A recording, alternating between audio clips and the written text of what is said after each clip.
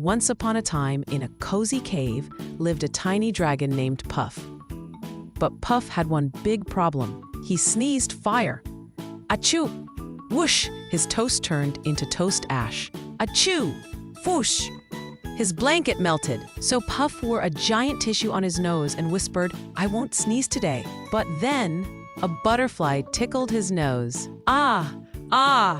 Achoo! And the mountain got a new volcano. Of villagers?